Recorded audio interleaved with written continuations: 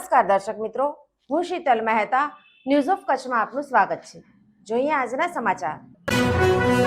Kandla Gandhidham airport ઉપર સન્નાટો। મુન્દ્રા હવાઈ મથક ચાલુ થતા કંડલા બંધ જેવી હાલતમાં। ઉદ્યોગપતિઓ વગેરે મુશ્કેલીમાં મુકાયા। પૂર્વ કચ્છના આર્થિક અને ઔદ્યોગિક વિકાસ માટે કરોડરજ્જુ સમાન કંડલા એરપોર્ટ પરથી કાર્યરત એકમાત્ર કંડલા મુંબઈ હવાઈ સેવા પણ એરલાઇન્સ કંપની દ્વારા બંધ કરી દેવાઈ છે।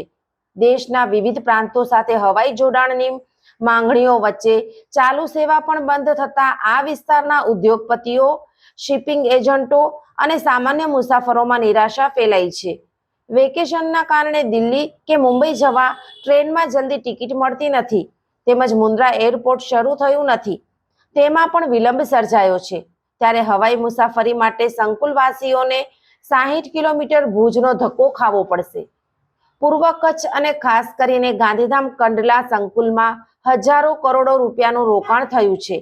અહીં સ્થિત પોર્ટ, સ્પેશિયલ ઇકોનોમિક ઝોન અને મોટા ઉદ્યોગોના કારણે દેશ વિદેશના ટેકનોક્રેટ્સ અને ઉદ્યોગપતિઓની અવરજવર સતત રહેતી હોય છે।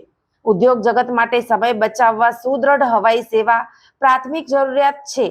અગાઉ દિલ્હીની ફ્લાઇટ બંધ થયા બાદ હવે મુંબઈની સેવા પણ બંધ થતા પૂર્વ કચ્છનું હવાઈ જોડાણ કપાઈ ગયું છે।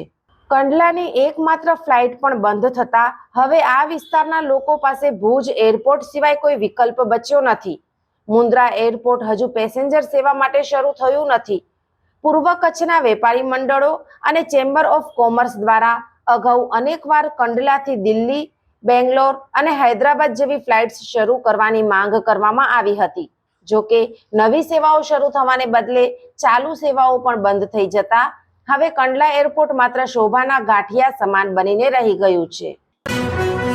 દર્શક મિત્રો, આજે તારીખ 24 એપ્રિલ 2026 આ હતા આજના સમાચાર। આવતીકાલે ફરી મળીશું, ત્યાં સુધી મને રજા આપશો। નમસ્કાર।